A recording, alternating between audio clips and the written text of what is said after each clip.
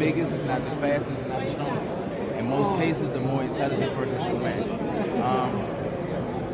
In this particular fight, I tell my younger brother, you can't take the same tool for every job. You can't use the sledgehammer for every job.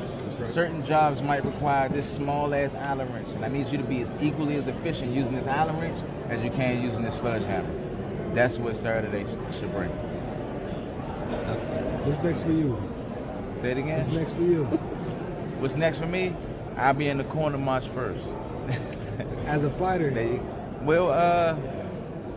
That's what's next. You know, I'm focusing on my younger brother since my father's passed.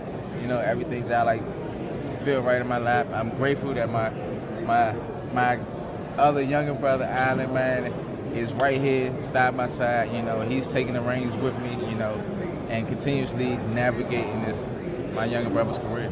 Hey Gary, I'll be remiss. You had a meme that went viral recently, something about a Canelo-Crawford. Was that just something you saw, or just... It was funny as hell. It was funny. I feel as though, like I say, the same way I felt about Caleb Plant when he fought Canelo. If he's in 15-round shape, he got a good chance at getting Canelo. If Bud comes in 15-round shape, I think he has a good chance. I think he has to be a little more defensive discipline in this fight if he fights. You got to give him credit for being willing to jump 3 weight divisions to fight this guy.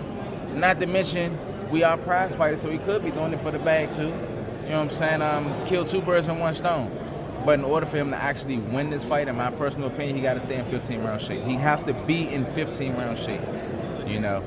I got a question. Did you give it a prediction on the main event tomorrow? I mean, on Saturday? I like both guys. If I had to pick anybody, I'll pick Tank on the later half of the fight.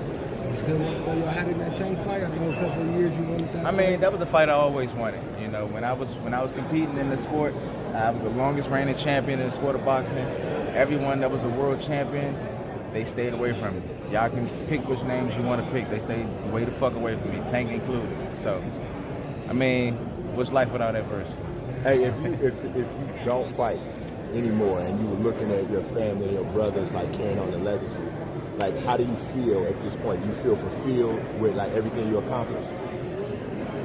No, because my younger brother hasn't become a world champion yet. But like for you though, like your person, because I mean, you were. I always said as far as hand speed, the only person I ever saw who hand speed was on par with yours was Melvin Taylor.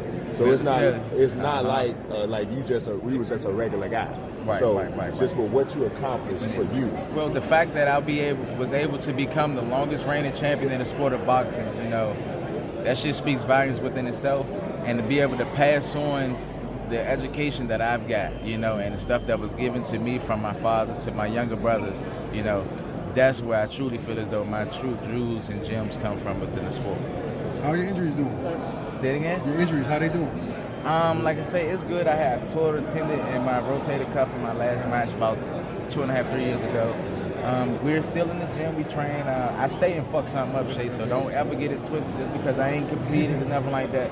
Don't get it twisted in any way, shape, or form. I'm always in some form of shape, you know, so stay tuned. All right, guys, thank you. Thank you very much. Julian.